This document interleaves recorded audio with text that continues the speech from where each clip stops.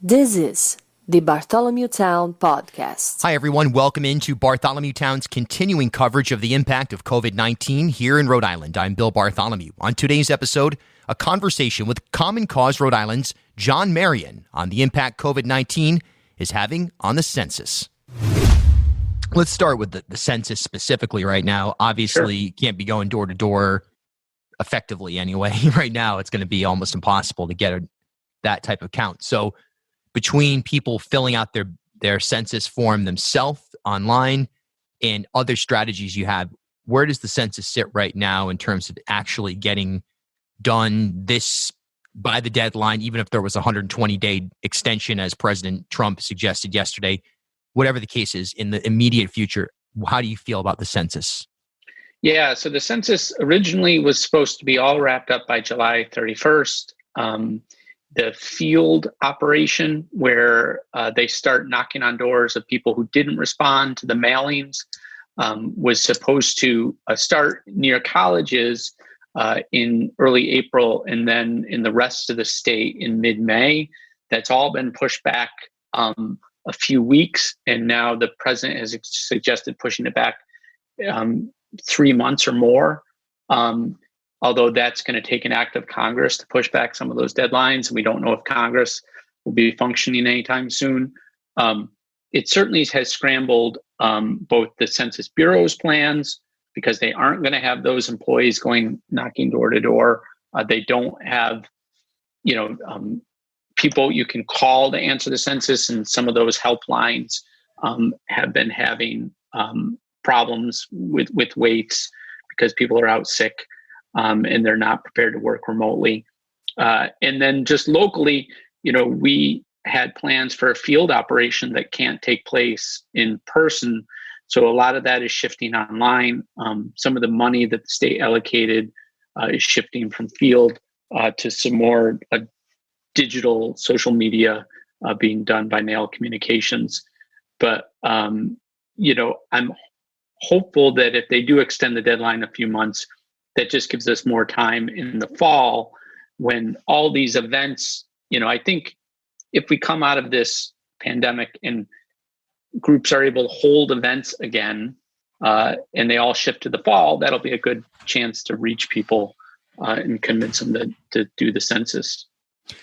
Do you sense that with, obviously this will feed into will there be an overlap in terms of elections, census in any way, shape, or form, getting people out to fill out a form of any kind? Do you think that can sort of be packaged up to just get as much, I guess, momentum out of one trip to a poll or one effort by a person in the fall? Yeah, I think we're going to have to get creative about I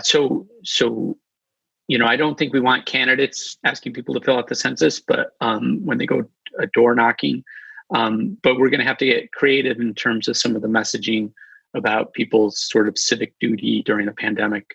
And, maybe if we are having people vote by mail ballot, we can put some language on the envelope to don't forget to fill out your census or things like that.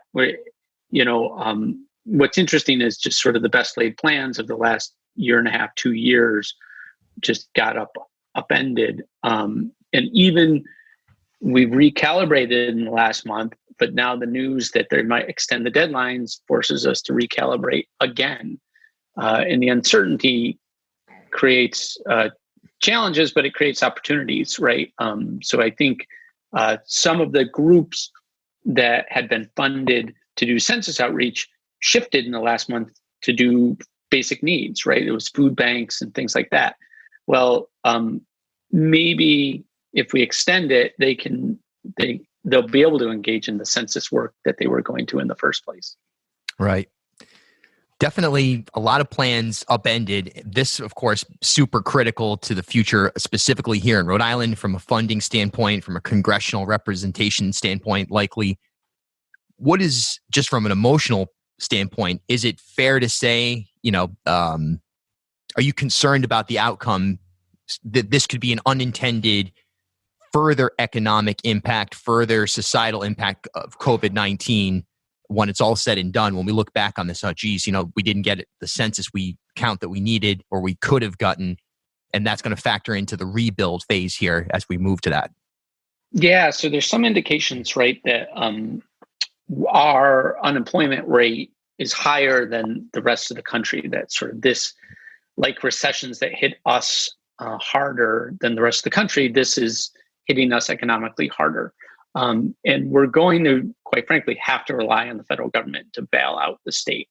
And if we have an incomplete count, and so for some perspective, right now we're 37th out of 50 states in terms of self-response, meaning the percentage of people who have responded to the census so far. We're middle of the pack or low middle of the pack, so we're not doing great.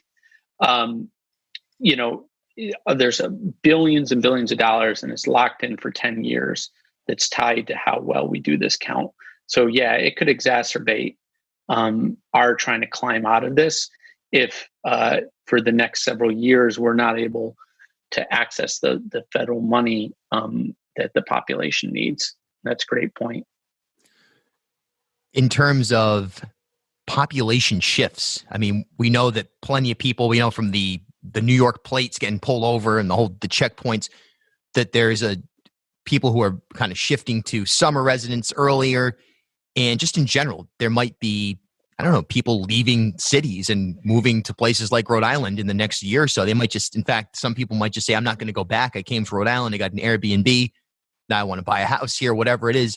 Do you sense that there could be a tremendous shift in population as a result of COVID-19, even nationally, that would skew census data collected prior to people kind of settling into a new location, especially with telework picking up?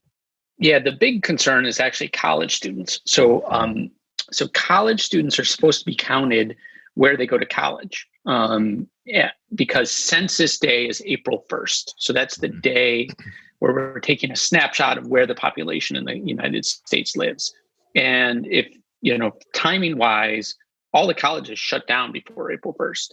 And so off-campus housing is going to be probably our biggest problem in some respects, because those students aren't answering their mail, filling out the census and saying, I live in Providence or Newport. But instead, their parents are counting them at home. And that probably is a net loss for Rhode Island. I don't think anybody's done the analysis, but we're probably an exporter or importer of college students more than we're an exporter. Because particularly Providence has so many out-of-state students at its universities. And so that's going to affect us. Kids in dorms are going to be counted at the colleges because those dorm manifests are turned over to the Census Bureau. Those are called block quarters. So it's going to be those off-campus college students. And in fact, the Census Bureau, was going to start knocking doors early in college towns to try to capture those kids. And they haven't been able to do it yet. And they're long gone. They're back to New Jersey or Long Island or Connecticut or wherever they came from. Yeah, that's fascinating stuff. It's definitely, the average Rhode Islander, you would assume this wouldn't impact their census count, but it's it's the long tail effect of everyone who's been upended by this experience that's going to potentially create a major undercount. Is there any way if let's say the census was extended for a year, do you think with a time frame like that, you'd be able to get a significantly more accurate count? Yeah, I think with more time, we can do more robust outreach. But I think you lose that snapshot. And that's going to be a challenge for us and everybody, right? The idea is to, count people where they say they lived on April 1st. But as you suggested, populations are shifting, right? So summer residents are coming to the state. Are they going to, count themselves here or back in their home state? What happens to those college students?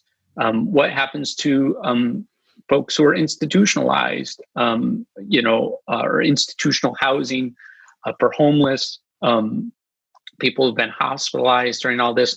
There's just a lot of uncertainty that's been created by the pandemic that really the timing just couldn't be worse for the census. Of all things, to provide perspective, biggest non-military thing the federal government does: hire more than 300,000 employees, peak operations right in April, May, June of 2020.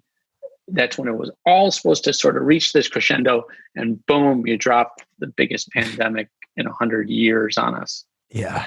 What would you like to see happen? What from whether it's extension or I don't know, what is the solution given that to get the most accurate count at this point?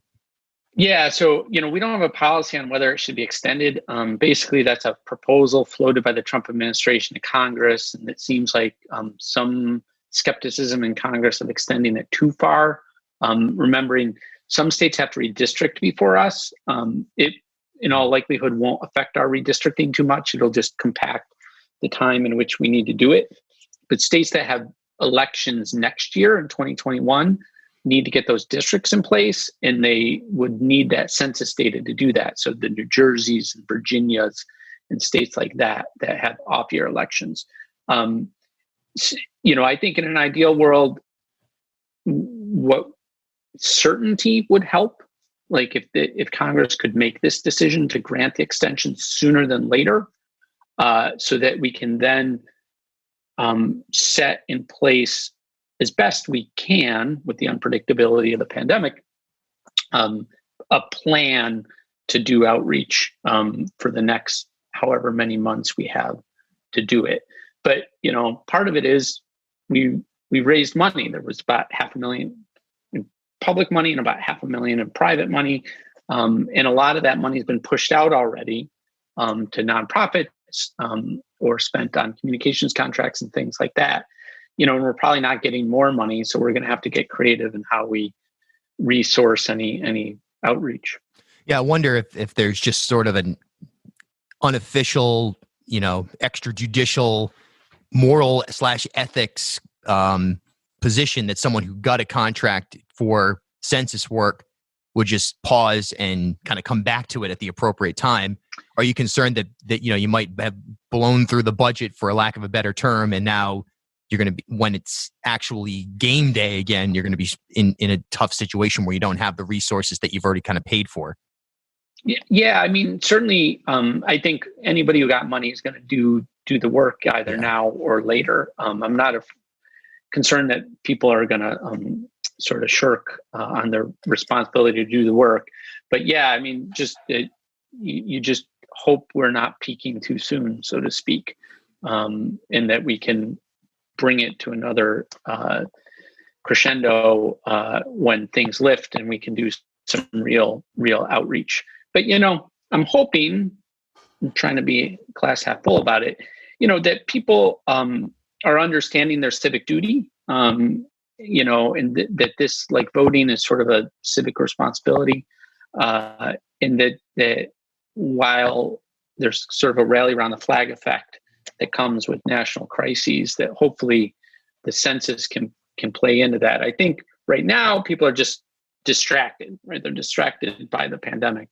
But as that fog starts to lift and they realize that the census is something they need to participate in, they'll do it.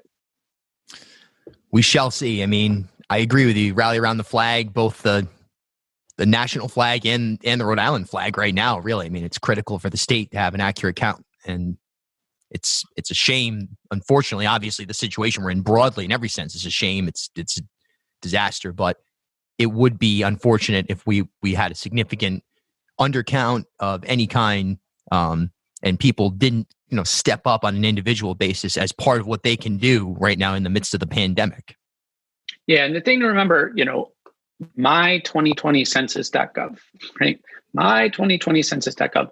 You don't need to get the mail to fill it out. You can go to the website, and if you don't have the ID, underneath where it asks you to put the ID number in, there's a link that says, I don't have my ID. You can click on that and you can fill it out. And just make sure you count everybody who's in your household or was in your household on April 1st.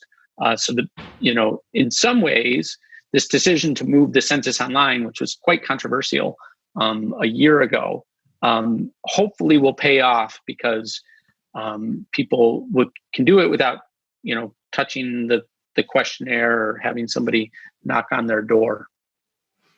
John Marion, Common Cause, Rhode Island. Thanks so much for hopping on last minute here. Appreciate it. Hey, thank you, Bill. Thanks for all your great work during this. Hey, appreciate it a lot, and yours as well. This is the Bartholomew Town Podcast. For daily digital reporting, live streams, discussions, and much more, join the Bartholomew Town Podcast Facebook group. Your search is Bartholomew Town. At HealthSource RI for Employers, we provide access to health insurance to more than 1,100 local businesses and nonprofits, and 96% of them renew through us every year. Maybe it's our choice of 19 different health plans, our 10 years of customizing solutions, or our one local team of dedicated experts helping employers find quality health insurance. See how our numbers stack up for you. Learn more at healthsourceri.com/employers.